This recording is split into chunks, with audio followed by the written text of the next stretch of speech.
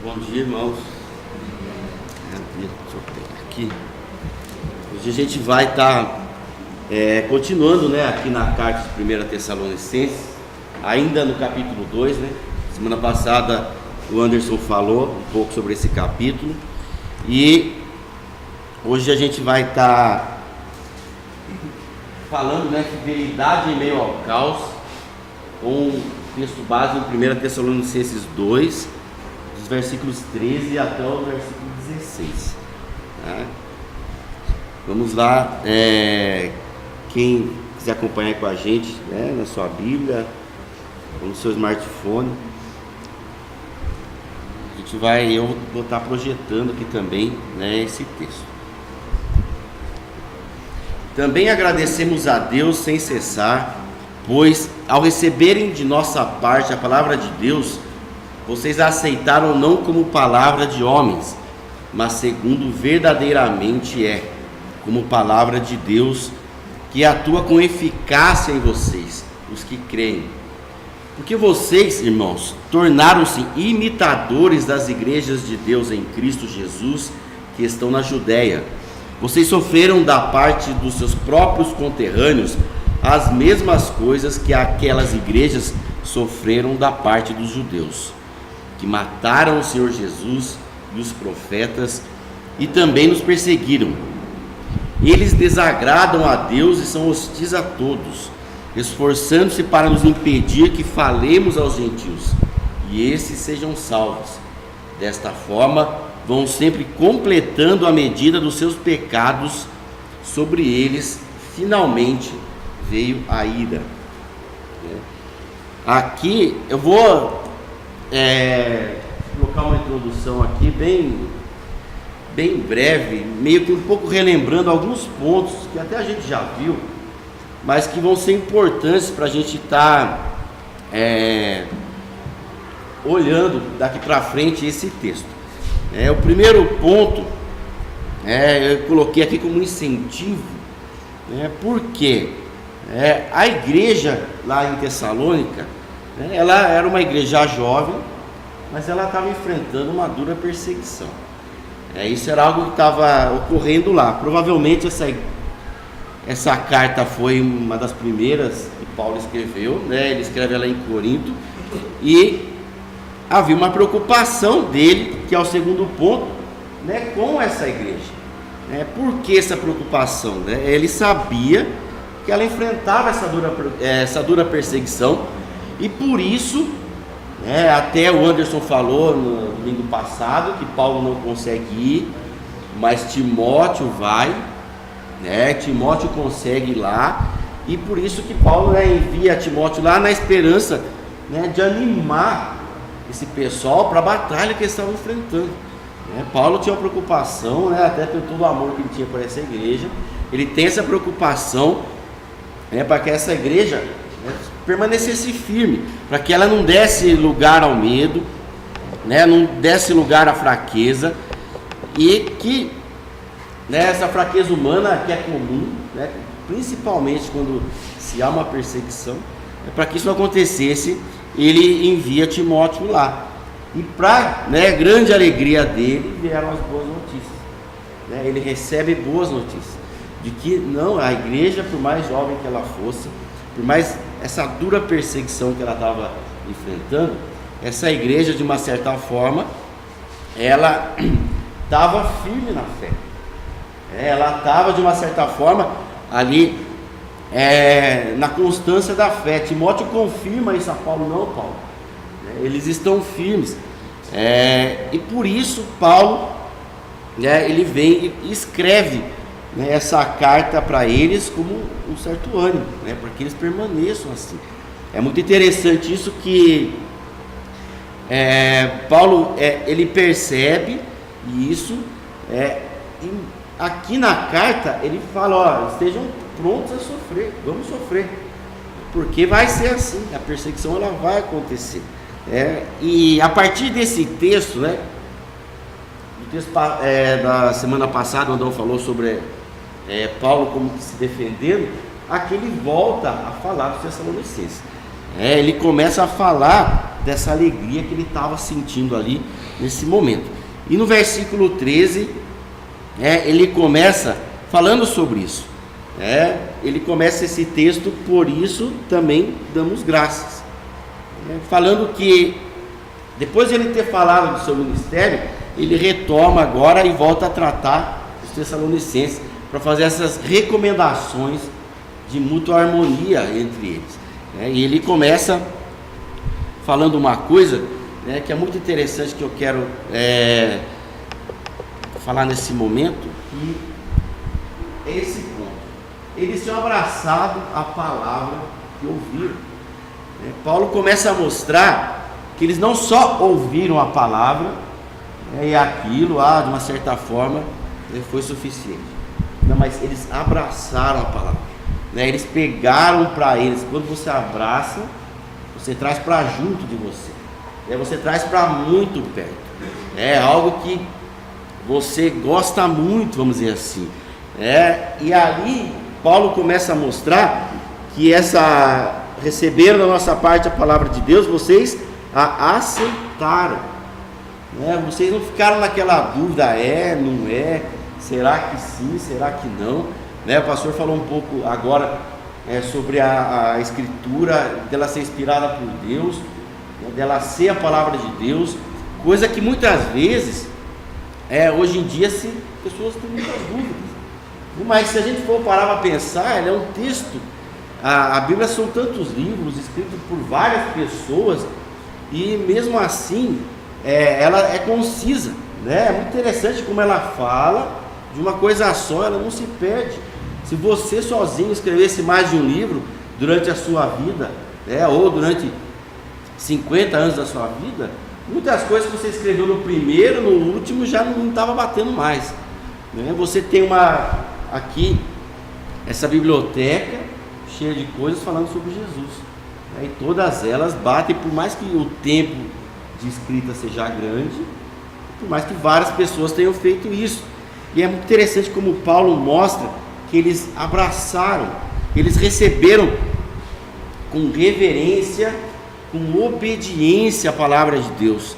É muito interessante essa forma com que eles aceitam a palavra, não como um livro qualquer, principalmente naquele momento que a Grécia ali, os pensadores, tudo aquilo acontecendo, eles recebem a palavra de Deus dessa forma, reverentemente. É muito interessante, tem um texto de Calvino, gente, que ele fala que para ele, então logo a gente receba a palavra de Deus, ela nos persuade de uma certa forma que não tem outro modo a não se obedecer. Eu acho muito interessante quando ele fala isso, que você recebendo a palavra, como que eu vou fazer? Não tem outra coisa a não ser obedecer reverentemente a palavra. E ele continua falando que é muito interessante como que muitas pessoas, de posse disso, não se sentem obrigados a isso. E às vezes, por certas circunstâncias, eles trazem algum desprezo à palavra, e por algumas circunstâncias nem um pouquinho de valia eles dão à palavra, e por isso ele fala que essas pessoas não consideram, é muito forte até isso, mas ele fala que elas não se consideram que vão ter que se ver com Deus, porque a palavra parece que não fez nenhum sentido. Eu recebi, eu ouvi, mas isso não teve nenhum sentido para mim, como assim? E é isso que Paulo está falando aqui, que os Tessalonicenses foram totalmente ao contrário. Eles receberam e abraçaram essa palavra de uma forma que toda a perseguição estava acontecendo, para eles era a mesma coisa que nada. Eles continuavam firmes.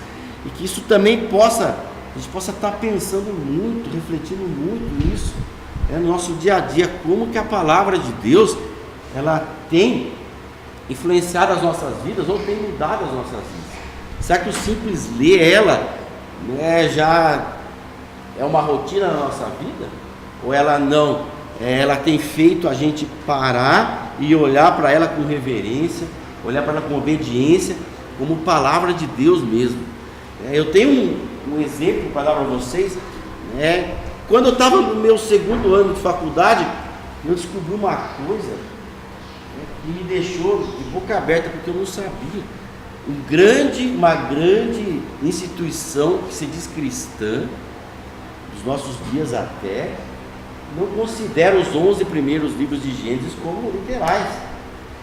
E eu fiquei assustado, falei, mas como não? Ou seja, Adão e Eva é muito interessante que eles falam assim, Adão e Eva Deus quis dizer ou quis mostrar de uma forma ou de outra, mas eu deixo os cientistas delimitarem certinho como que a coisa aconteceu. E eu fiquei tão assustado, falei, mas como? Mas normalmente, ou algumas vezes a gente tem olhado para a palavra dessa forma, é como se nada do que está lá, ou parte do que está lá aconteceu ou não aconteceu, que a inspiração é parcial, mas totalmente ao contrário do que estava acontecendo aqui. E outro ponto que ele coloca é o crédito ao Evangelho, nesse versículo 13. Eles deram crédito ao Evangelho como se deveria dar, porque ele fala, aceitaram não como palavra de homens, mas conforme ela verdadeiramente é. Não aceitaram como uma palavra de alguém, de um humano que falou, que legal, ele fala tão bem, ele tem uma oratória impressionante, por isso eu vou acreditar no Paulo. Mas não, ele fala assim, olha, o crédito que vocês deram à palavra, vocês deram um crédito que é o crédito que deve ser dado ao Evangelho em si, que não depende da autoridade dos homens, mas é totalmente a verdade de Deus, e eleva-se acima do mundo, algo que está, assim como o céu está longe da terra, a palavra ela eleva-se muito mais que a isso, muito mais do que uma mera opinião do pregador. Então eles dão esse crédito ao Evangelho, e esse crédito é muito interessante, que mais uma vez ele mostra que esse crédito ele traz de uma certa forma uma obediência, um temor, uma reverência ao próprio Evangelho, tudo que Jesus viveu. Eu falo, não, se Paulo falou daquilo que Jesus viveu, o pregador que esteve aqui falou daquilo que Jesus viveu, eu vou dar crédito, porque ele é um instrumento só, ele não é nada mais do que um instrumento, ele está aqui transmitindo aquilo que Deus colocou, ele está aqui transmitindo aquilo que aconteceu, aquilo que Deus coloca para as nossas vidas. Então, esse sentimento de crédito ao Evangelho que eles deram ali nesse momento, Paulo está enaltecendo aqui e fala que é assim mesmo, não foram homens, mas muito interessante que ele coloca isso como se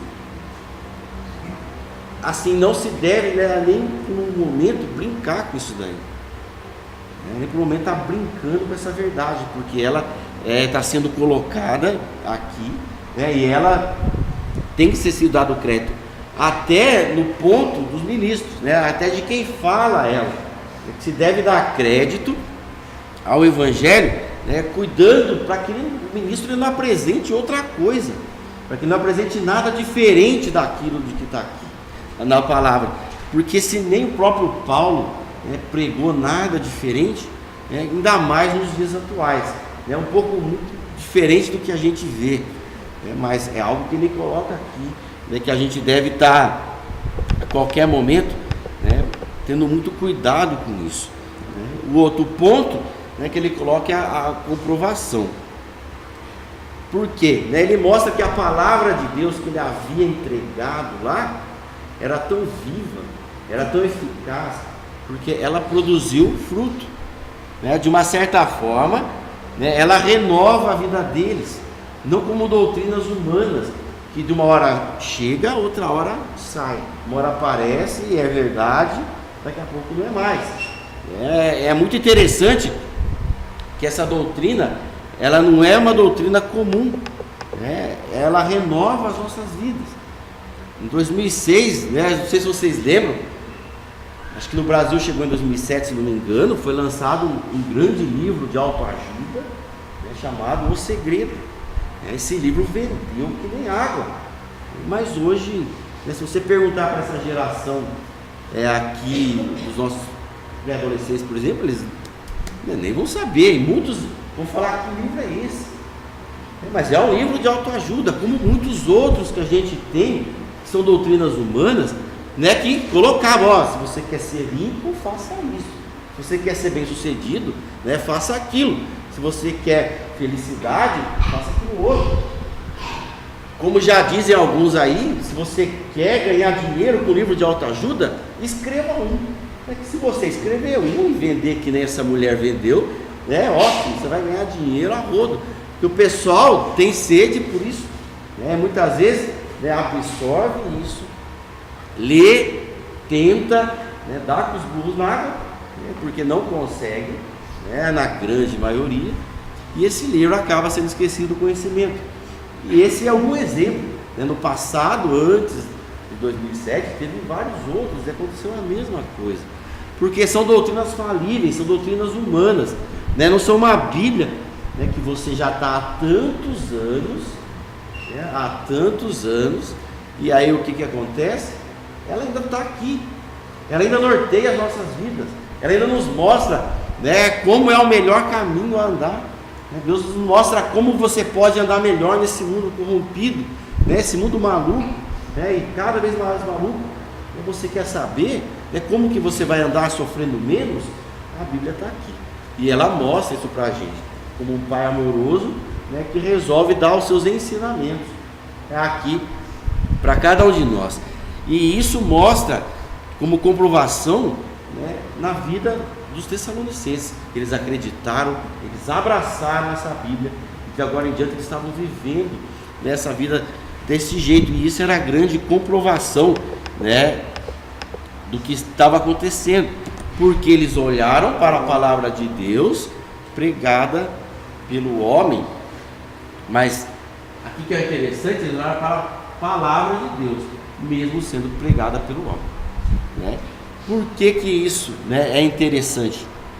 Às vezes você já ouviu, eu algumas vezes sim na minha caminhada cristã, a pessoa falar: hoje eu não vou na igreja porque eu sei que hoje é folga do pastor, né, hoje ele não vai poder ir, né, hoje eu não vou, né, porque fulano de tal que vai pregar, e, né, ele não dá, né, ele fala meio torto, ele fala meio gozado, não consigo entender direito, né? Ou seja, aqui Paulo está querendo mostrar o que é interessante, como palavra de Deus que atua com eficácia em vocês, os que creem. Ela é palavra de Deus, independente do homem que está pregando, né? Eles não haviam olhado para essa doutrina como uma forma desprezível, né? Embora tivesse procedido essa doutrina de um homem natural, embora tivesse procedido de um pecador, do homem mortal, mas eles reconheceram nessa doutrina que essa doutrina era de Deus, porque ela transformava a vida deles. E isso que é muito interessante, que fez com que eles se apoiassem na doutrina e não no ministro, né? Fez com que eles se apoiassem muito mais, né, em Deus, quando eles receberam essa palavra, né? Em outro texto de Paulo, né, não tem o que ele fala lá. Uns falam: eu gosto de Apolo, eu gosto de Cefas, né, que era Pedro. Não, eu gosto de Paulo. Não, eu gosto de Cristo, né? Ali em Tessalonicenses não tinha nada disso. Ali em Tessalonicenses eles estavam abraçados com a sã doutrina, eles estavam abraçados com a sua palavra. E o que eu acho muito legal, né, nesse texto aqui, que ele fala que atua, né, a forma com que essa doutrina atuava na vida deles, atuava com eficácia. É muito legal essa palavra que ele usa aqui, né, que é eficácia. A gente tem ouvido muito nos nossos dias uma palavra chamada eficiente, né? Eficiente e eficácia pode parecer sinônimos, né, mas ele tem uma diferença muito interessante entre um com o outro, né? Os dois, né, trabalham, as duas palavras trabalham um pouco metas, né? Você planeja e você alcança a meta, mas tem um exemplo muito legal, né, que você distingue as duas coisas, que é a eficiência entre a eficiência e a eficácia. É que na eficiência, né, é um cara que sabe construir um poço. Então ele vai lá, no tempo certo, ele chega, ele abre aquele poço, deixa aquele poço prontinho, né? Esse é o eficiente. O eficaz, gente, ele sabe aonde tem a água, e aí ele vai lá, cava aquele poço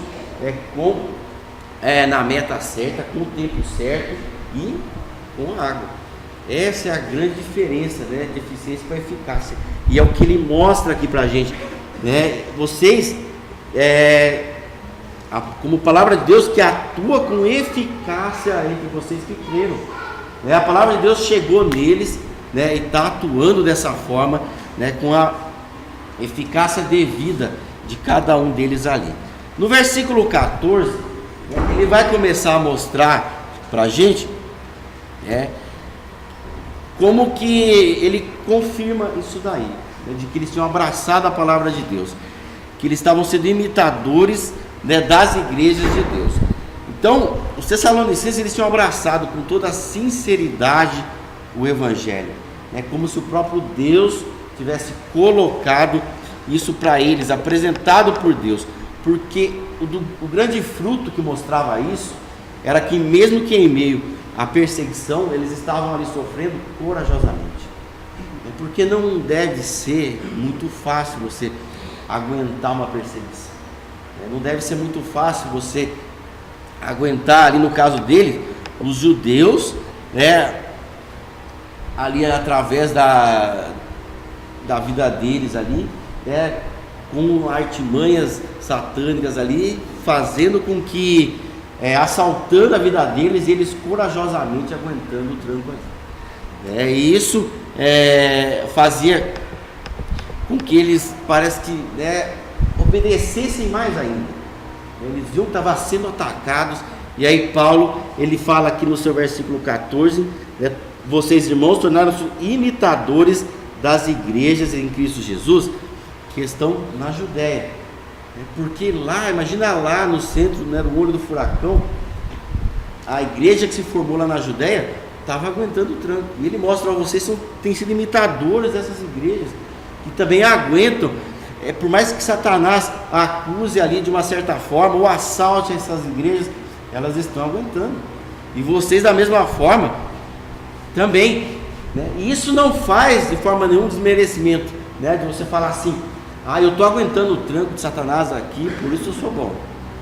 É o que ele mostra aqui, que não, essas maquinações, por mais que não tenham sucesso, elas são uma grande prova de que a Bíblia está funcionando aí. Às vezes a gente não aguenta, né, uma provocaçãozinha de nada, e aqui ele estava aguentando o tranco, por mais difícil que tenha sido, e por mais que aconteça, gente, uma oposição duvidosa, porque aqui Paulo, ele vai mostrar vocês sofrendo da parte dos seus próprios conterrâneos, as mesmas coisas que a igreja da Judéia estava sofrendo. Por quê, gente? Vamos parar e pensar numa coisa aqui, né? O judeu naquela época, ele tinha nome, ele era o povo escolhido de Deus, todo mundo sabia disso. E você, agora, crente em Cristo, mesmo sendo um gentil, está vendo o próprio povo, o próprio Deus que você prega, você vê o próprio povo de Deus fazendo oposição a você. E Paulo chega aqui e fala, olha, tome cuidado com essa oposição, ela pode te trazer uma certa dúvida. Será que é eu que estou errado? Será que é eu que não estou fazendo a coisa certa? Porque o povo de Deus, de uma certa forma, como muitos falavam, e muito se sabia, e o povo de Deus, os judeus, eles se gloriavam disso. Falaram, não, eu sou o povo escolhido. E Paulo chega e fala para Tessalonicenses, olha, vocês estão sofrendo dos seus próprios conterrâneos, mas é a mesma coisa que a Judéia está sofrendo. Não se deixe levar por isso. Eles estão falando que eles sim que são a verdadeira religião, mas olha a forma como eles estão falando.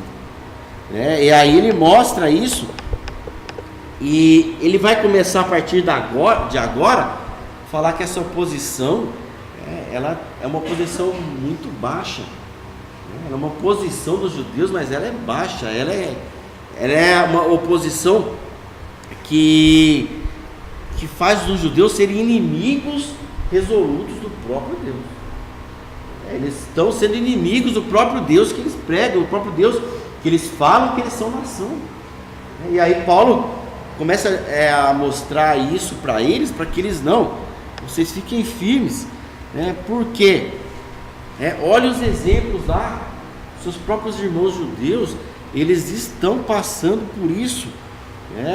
Vocês têm algo em comum com aquela igreja. Eles também estão sofrendo essa oposição. Os judeus, eles são inimigos, aqui da fé cristã. É provável, que ali em Tessalônica alguns judeus também tenham se convertido a Cristo. E como a gente vê, na narrativa de Atos, vem falar aqui também na Judéia. Então ele mostra nesse versículo 14 que o que tem acontecido nessa oposição, ela tem acontecido mesmo. E aí ele vai falar um pouco mais no versículo 15, de uma forma mais forte, relativa a isso, aos judeus, porque no primeiro momento ele mostra: vocês sofreram, aqui da parte dos seus conterrâneos isso, igual os judeus, que fizeram o quê? Que é o primeiro ponto do versículo 15, que mataram o Senhor Jesus. Ele alerta de uma forma dura já de começo. Esses judeus, que estão se opondo a vocês, não se esqueçam de uma coisa: foram eles mesmos que mataram o próprio Senhor Jesus. Como um povo desse, depois de tantos benefícios que Deus deu a eles, se distinguiu tanto, se afastou tanto, da própria religião, vamos dizer assim, se afastou tanto, muitas vezes até do próprio Deus. E ele mostra que não só mataram ali, eles, como ele vai mostrar que até os próprios profetas foram mortos no passado. Ele fala: não estranhe deles ter matado o próprio Jesus, porque no passado eles mataram os profetas também. Eles não só fizeram isso agora, como no passado eles fizeram. Então tomem cuidado com eles. Por mais que eles tenham toda essa máscara, que mostram que eles têm uma certa honra, que eles têm um certo privilégio, o que na verdade eles fizeram foram trazer uma certa perseguição ou uma rota de ódio na história toda, através dos seus profetas. Na verdade foram o que eles mostraram. E isso, Paulo de uma certa forma fica tão irado por eles ter feito isso, que fala: não só perseguiram a Cristo e mataram, como os seus profetas, até a mim e até os gentios agora, porque aonde eu vou e vou falar da salvação, eles falam: não, Paulo está errado, vocês têm que seguir um outro caminho. Não que falam. Então Paulo começa a falar que eles fazem guerra contra Deus até na hora que eu quero falar da salvação para os gentios. Eles não me deixam nem falar da salvação para os gentios. Eles colocam em dúvida para os gentios o que Deus, o próprio Cristo, na verdade, me passou. Eles são hostis à salvação e, na verdade, estão destinados à destruição eterna. É muito interessante, o que ele fala aqui. Também nos perseguiram e desagradam a Deus e são hostis a todos, mostrando que quem deveria trazer salvação para a humanidade, a humanidade acaba tendo um certo repúdio, acaba tendo um certo ódio, acaba falando: quem são esses? Isso traz um grande alerta para nós cristãos de como deve ser o nosso comportamento no nosso dia a dia. O que a gente está trazendo aos da nossa volta? Temos sido judeus que muitas vezes tratamos os que estão à nossa volta de uma certa forma hostil, porque fala: não, eu tenho a verdade. Aquele primeiro texto lá Jesus falou que conheceu a verdade libertou. Não, mas eu tenho a verdade, então, né, você não tem, você é menos do que eu. E muitas vezes isso pode acontecer no nosso dia a dia, e é o que Paulo está mostrando aqui. Não, a gente tem que trabalhar de uma certa forma que o Evangelho tem aquele crédito, como a gente mostrou lá no começo. E ele vem falar o que? Um outro ponto aqui, que não tem nada de novo nisso que está acontecendo. Tanto os profetas como Jesus, eles foram mortos pelas mesmas pessoas, eles foram mortos pelo mesmo povo. Então não fiquem assim assustados pelo que está acontecendo, mas eles foram de certa forma mortos pelo mesmo povo. Não tem nada de novo aqui. Eles perseguem nós agora da mesma forma que no passado eles perseguiram seus próprios profetas. Não há nada de novo nisso. Isso acaba nos mostrando que Paulo, ele fala que isso não está nessa resistência que eles têm dado ao Evangelho. Não há nada de incomum, não há nada de incomum, e que de certa forma eles estão enchendo a medida deles desse mal que eles fazem, que é o que a gente vai ver no versículo 16, que Paulo começa a falar que eles nos impedem de pregar aos gentios, aqui ele vem esforçando-se para nos impedir que falemos aos gentios, ou aos que não são judeus. Paulo entra em detalhes agora nesse versículo para expor essa malícia dos judeus, como eles se opunham furiosamente tanto ao Evangelho, quanto a ele, Paulo, se tornando um grande obstáculo. Eles profanavam Paulo, tudo que Paulo falava, e impediam ele de uma certa forma de falar aos gentios, tirando dos gentios a esperança da salvação. O quanto isso era ruim, o quanto isso era mal, e ele vem falando, esforçando-se para impedir que falemos aos gentios e que esses sejam salvos. Olha só como os judeus acabavam sendo um obstáculo, uma estratégia até de Satanás para impedir a salvação dos gentios. E é isso que ele começa a mostrar aqui. Mas Paulo, ele acaba sendo de certa forma duro aqui, dessa forma continuam acumulando os seus pecados, mostrando que eles estavam enchendo a medida do seu juízo, ou seja, aqueles que perseveram no caminho mal, Paulo está querendo mostrar para a gente que eles acabam acumulando, como se fosse num montão, toda a sua maldade, até chegar num certo momento onde o juízo de Deus vai agir. É muito interessante isso que ele coloca, ele está juntando até que faça um montão.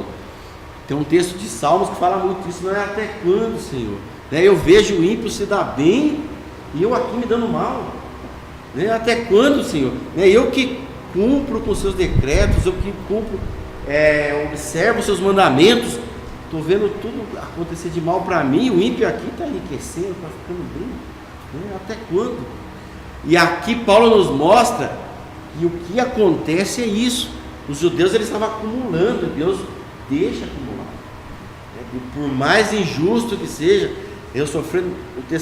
os tessalonicenses sofrendo a perseguição, sofrendo e vendo o judeu ali. E parece que o judeu se dá bem. E aí eu volto para aquele texto, e conhecereis a verdade, e a verdade vos libertará. Nessas horas Paulo chega e fala, olha, vocês conhecem a verdade, olhem para outro lado, não para esse lado, olhem para o lado de que eles um dia vão receber a justa ira de Deus, e vocês não, que é o que ele fala aqui no finalzinho, sobre eles finalmente veio a ira. É muito interessante ele mostrar que, por enquanto, eu vou até usar um termo aqui, essas iniquidades ainda não estão maduras. As iniquidades dele, eles estão enchendo ainda, esse pote, mas vai chegar um momento que elas vão estar maduras.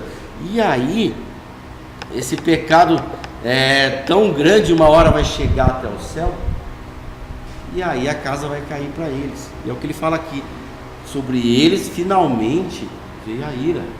Eles estão tão cegos, eles não conheceram a verdade que é Cristo, eles não olharam para a verdade que é Cristo, eles estão tão cegos, eles não conseguem enxergar que Cristo é o Messias, e agora por causa disso eles estão lutando contra. Eles já mataram a Cristo, viram que o Evangelho está crescendo, o Evangelho de uma certa forma não morreu com Cristo morrendo lá na cruz, mas esse Cristo ele ressuscitou, e por isso o Evangelho está crescendo. Eles estão se opondo, mas uma hora a ira vai vir sobre eles, por mais que eles não acreditem nisso, eles estão sendo vaso de ira do Senhor. A justa vingança de Deus os oprime, os persegue e não os deixará até que eles pereçam. Essa é a grande verdade. Por mais que eles não entendam, por mais que seja difícil entender no momento de perseguição, que isso é o que está acontecendo, mas que é isso mesmo que vai acontecer. Mas Paulo fala que não fiquem assustados com tudo isso. Paulo mesmo fala, tem um texto lá de Romanos 11:5, que ele fala, vai sobrar um remanescente fiel. Não esqueça disso. Por mais que existam lutas e tribulações e perseguições, um remanescente fiel sempre vai sobrar. Lá na Judéia tem um povo que está firme, permaneçam firmes do mesmo jeito que ele permanece. Porque é muito interessante o que ele fala, que parece que o judeu ele vivia nessa obstinação cega. Ele não estava contente em ser o povo de Deus, mas não, ele queria perseguir, ele queria violentamente fazer com que as pessoas saiam disso. Mas ele fala, não, deixa com eles, que a herança deles da ira de Deus irá cair sobre essas vidas, irá cair ali sobre cada um deles. E para a gente acabar, eu queria colocar como conclusão aqui, eu pus perseguições atuais, mas o que eu queria mostrar para vocês? Por mais que a gente olhe para essa palavra perseguição, e era o que eles viviam, por mais que a gente não viva isso hoje de uma forma, principalmente no nosso país, de uma forma grande, de uma forma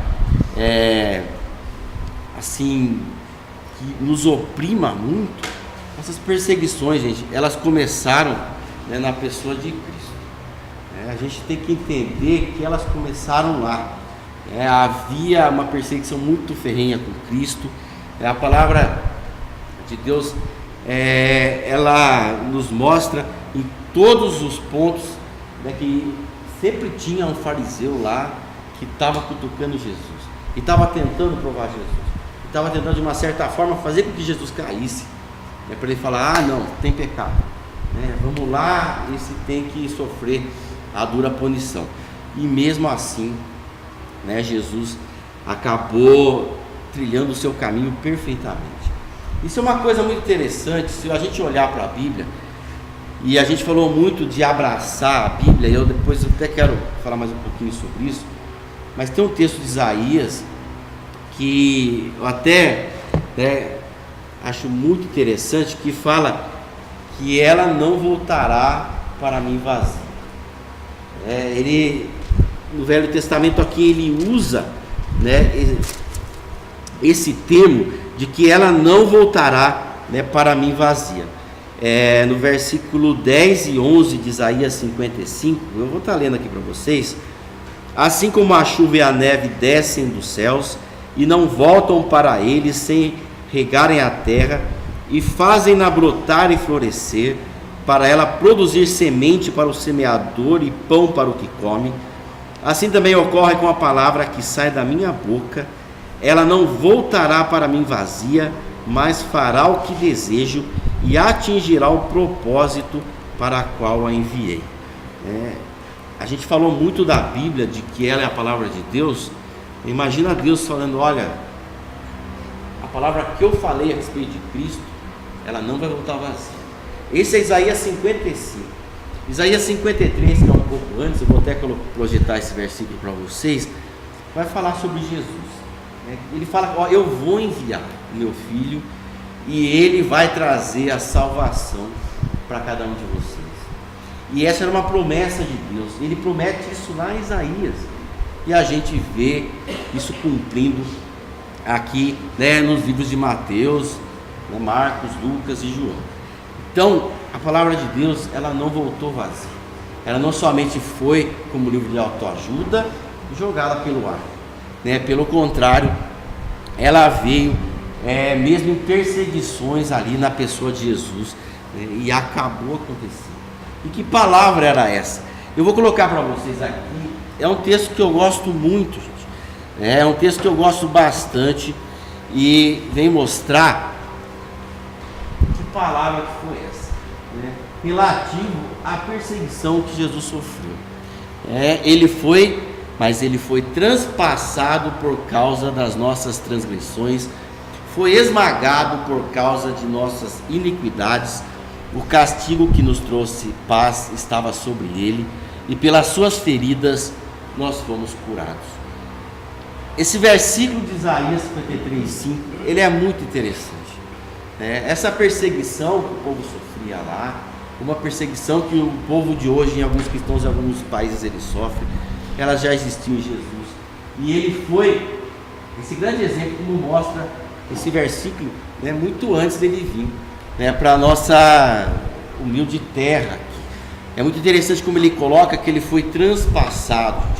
Essa palavra é muito interessante, que ela traz essa noção de que foi, né, algo que foi atravessado, de que foi varado de um lado para o outro, né? Mas ele foi transpassado por quê? Por uma espada? Não, ele foi transpassado por causa das nossas transgressões.